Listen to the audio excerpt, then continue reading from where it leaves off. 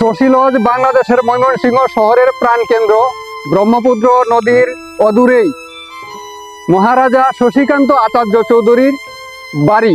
এই বাড়িটি স্থানীয়দের কাছে রাজবাড়ি নামেও পরিচিত। 1952 সাল থেকে এই শশীলজ মহিলা শিক্ষক প্রশিক্ষণ কেন্দ্র হিসেবে বহুদিন ব্যবহৃত হয়েছে। পরবর্তীতে 2015 সালের 4 এপ্রিল এটি জাদুঘরে স্থানান্তরিত করা হয়। ময়মনসিংহের মুক্তাগাছার জমিদারির প্রতিষ্ঠাতা শ্রীকৃষ্ণ আচার্য চৌধুরীর তৃতীয় উত্তরপুরুষ রঘুনন্দন আচার্য চৌধুরী নিঃসন্তান ছিলেন, কিন্তু তৎকালীন পিতৃতান্ত্রিক সমাজের সাংগঠনিক কাঠামো অনুযায়ী জমিদারি রক্ষার জন্য একজন পুত্র সন্তান ভীষণভাবে প্রয়োজন ছিল।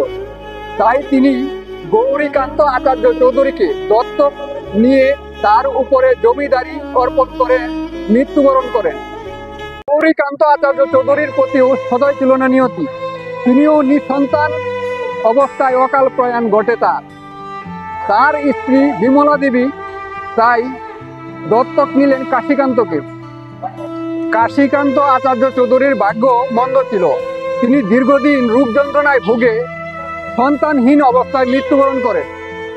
তার বিধবা পত্নী লক্ষ্মী দেবী পূর্বসূরীদের পথ অনুসরণ করে দত্তক নিলেন চন্দ্রকান্তকে, কিন্তু ভাগ্যের বিরুদ্ধাচরণে চন্দ্রকান্তেরও অকাল প্রয়াণ ঘটে। কিন্তু লক্ষ্মী দেবী হাল ছাড়লেন না, পুনরায় দত্তক নিলেন তিনি। দ্বিতীয় দত্তক পুত্রের নাম ছিল পূর্ণচন্দ্র মজুমদার।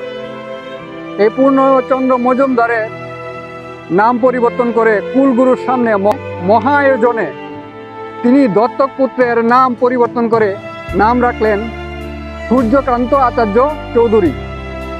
এই সূর্যকান্ত আচার্য চৌধুরীর শাসনামলে ময়মনসিংহ এ জনপদে বিভিন্ন জনহিতকর কাজ সম্পাদিত হয়েছে। তিনি বিভিন্ন ঐতিহাসিক স্থাপনা স্থাপন করলেন এবং শিক্ষাক্ষেত্রে বিভিন্ন অবদান রেখেছিলেন। এবং 19বিংশ শতাব্দীর শেষভাগে তিনি ময়মনসিংহের কেন্দ্রস্থলে প্রায় 9 একর জায়গার উপর প্রতিষ্ঠিত করেছিলেন এই শশীলজ ভবন। তার পুত্রের নাম অনুসারে তিনি এই ভবনটির নাম রেখেছিলেন শশীলজ ভবন। সন্তান সূর্যকান্ত আচার্য চৌধুরীর দত্তক পুত্রের নাম অনুসারেই এই শশীলজ ভবনটির নামকরণ করা হয়েছিল শশীলজ, এবং এই ভবন থেকেই তিনি এখানকার জমিদারি পরিচালনা করতেন। 1897 সালের 12 জুন ভারতবর্ষের এক ভূমিকম্পে এই ভবনটি ব্যাপকভাবে ক্ষতিগ্রস্ত হলে ব্যতীত হন জমিদার সূর্যকান্ত আচার্য চৌধুরী। পরবর্তীতে 1905 সালের ঠিক একই জায়গায় একই আদলে উক্ত ভবনটি পুনর্নির্মাণ করেন পুত্র এবং জমিদার শশীকান্ত আচার্য চৌধুরী। 9 একর বিশিষ্ট এই ভবনটির প্রধান ফটকে রয়েছে 16টি গম্বুজ, এবং ভেতরের প্রতিটি ঘর থেকে একই রকমের বেশ কয়েকটি জারবাতি রয়েছে। একটি নাচঘর, একটি স্নানঘর।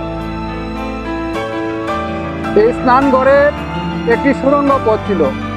এই সুড়ঙ্গ পথ দিয়ে ধারণা করা হয় মুক্তাগাছা যাতায়াত করারও ব্যবস্থা ছিল। সিঁড়ির কয়েক ধাপ পার হলেই ভেতরে রয়েছে রঙ্গালয়। রঙ্গালয়ের ঠিক পাশেই রয়েছে একটি বিশ্রামাগার। কাঠের মেঝেযুক্ত একটি হলঘরও রয়েছে।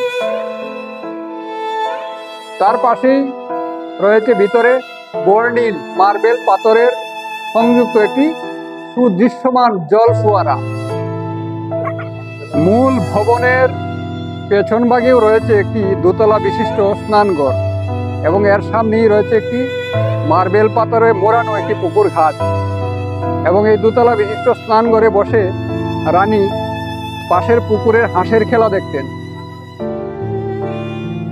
এই শশীলজেই ধারণ করা হয়েছিল হুমায়ুন আহমেদ রচিত এবং নওয়াজিস খান পরিচালিত বিখ্যাত ধারাবাহিক নাটক অয়ুময়, যা পরবর্তীতে বিটিভিতে প্রচারিত হয়েছিল। আজ শশীলজ শুধু একটি প্রাসাদ নয়, এটি বাংলার ইতিহাস, ঐতিহ্য, জমিদারি ইতিহাস ও ঐতিহ্যের সাক্ষী। অনেক পর্যটক এটিকে বাংলার ছোট ভিক্টোরিয়া মেমোরিয়াল বলেও ডাকেন।